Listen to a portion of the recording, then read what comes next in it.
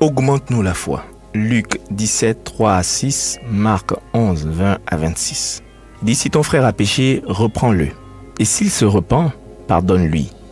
Et s'il a péché contre toi 7 fois dans un jour, et que 7 fois il revienne à toi, disant je me repens, tu lui pardonneras. Verset 5, les apôtres dirent, ô Seigneur, augmente-nous la foi.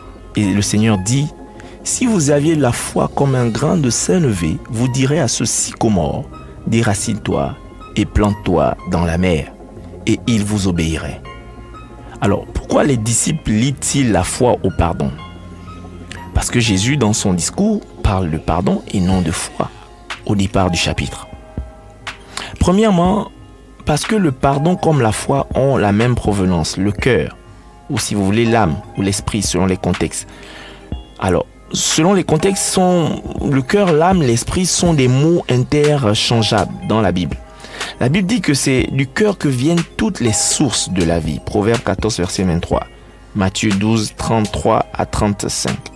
C'est du cœur que viennent la paix, la joie, l'amour, mais aussi les meurtres, la jalousie, etc. Alors, les disciples réalisent que la foi ne peut pas germer avec le manque de pardon, par exemple.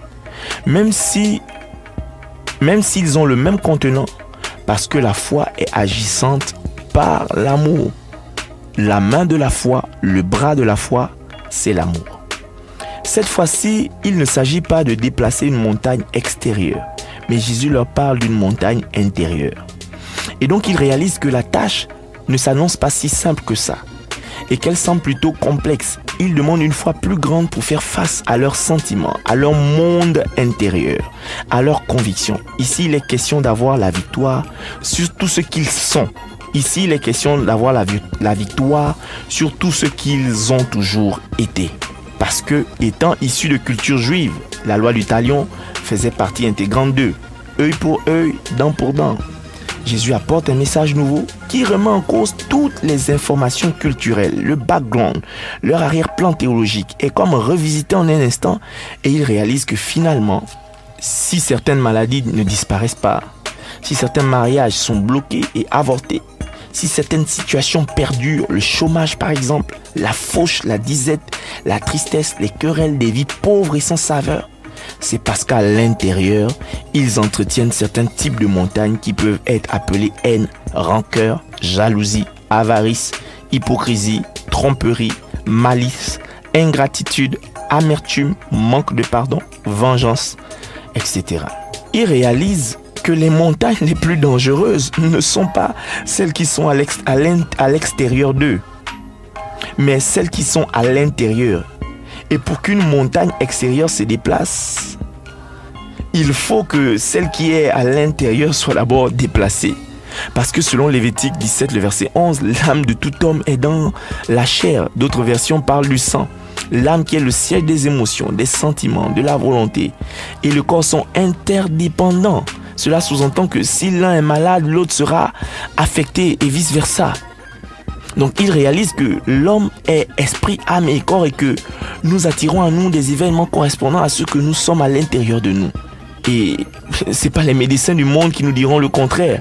Les médecins du monde entier s'accordent pour dire que certaines des maladies dites psychosomatiques sont issues des blessures d'ordre émotionnel et sentimental. Jésus leur dit en d'autres termes, si vous voulez être guéri de toute forme de maladie, de fléau, de toute forme de montagne, j'entends par là le manque d'appétit, les insomnies, les maux de tête chroniques, les kystes, les fibromes, le cancer de sein, l'obésité, l'hypertension artérielle, le chômage, la fauche, le manque, la sécheresse. Il faut que vous acceptiez de faire le travail de la foi.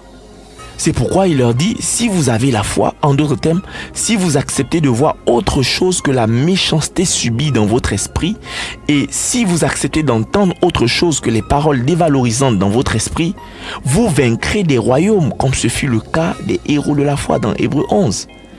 Parce que c'est par la foi qu'ils ont vaincu des royaumes. Or, le mot royaume est traduit par domaine en anglais.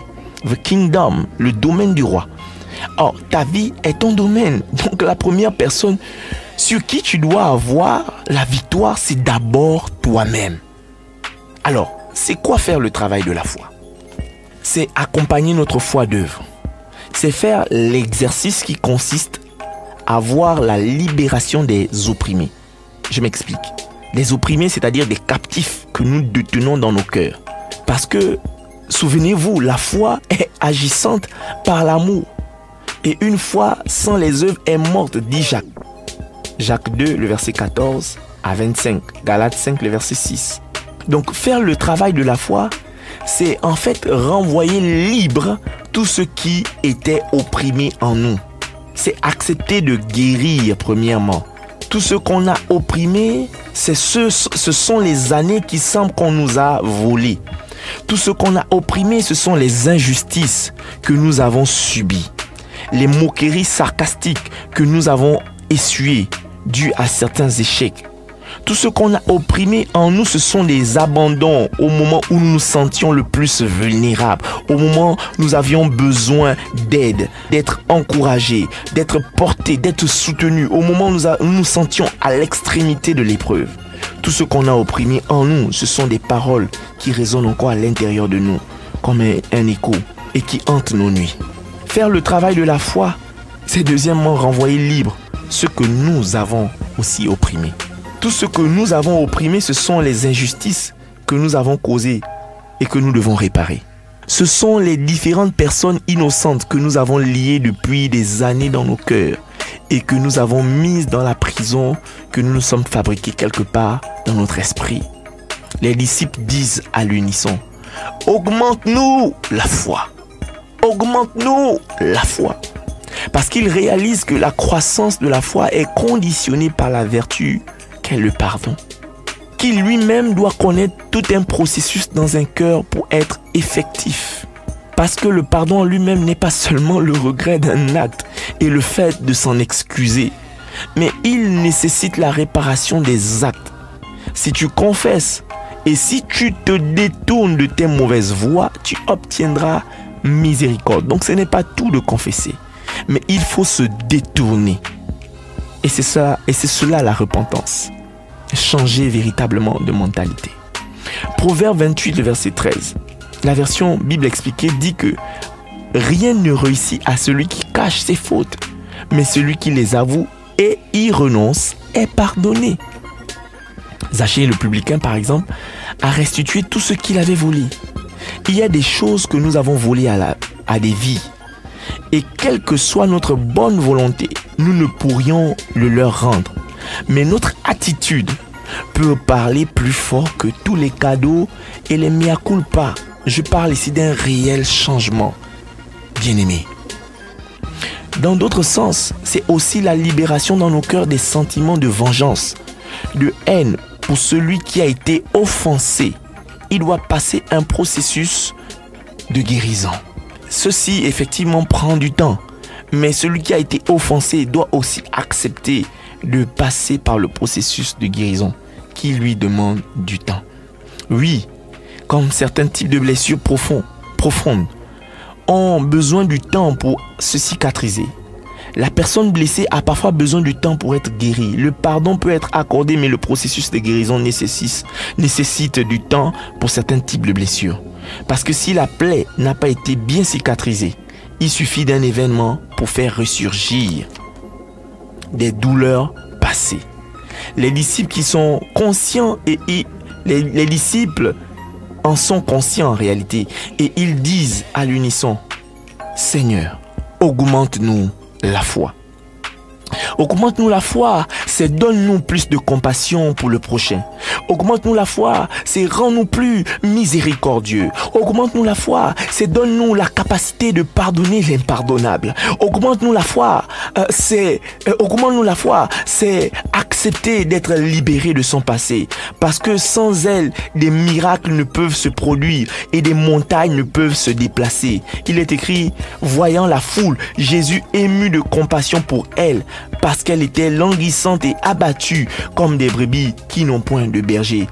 Et la Bible dit, et là, il guérit beaucoup de malades. Matthieu 9, verset 35 à 36. David le roi comprenait ce principe de la foi.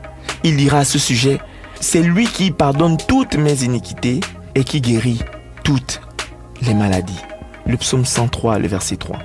Donc, dans le vocabulaire de Dieu, le pardon vient toujours avant les guérisons. La faim, la soif, la foi et l'attente du peuple a rempli Jésus de compassion. Parmi ce peuple, il y avait certainement des récidivistes, des sorciers, des personnes enchaînées par la haine et la méchanceté, des maladies de toutes sortes, dues ou liées peut-être aux différents choix. Mais Jésus n'a pas regardé à tout cela. Il regardait à la soif et à la faim, à la foi du peuple qui était dans l'attente de voir Dieu en action. Il est sorti des chaînes dont ils étaient incapables de se délivrer eux-mêmes. Augmente-nous la foi. Tel était l'enseignement de ce matin. Que Dieu vous bénisse et rendez-vous tous au sommet de la montagne.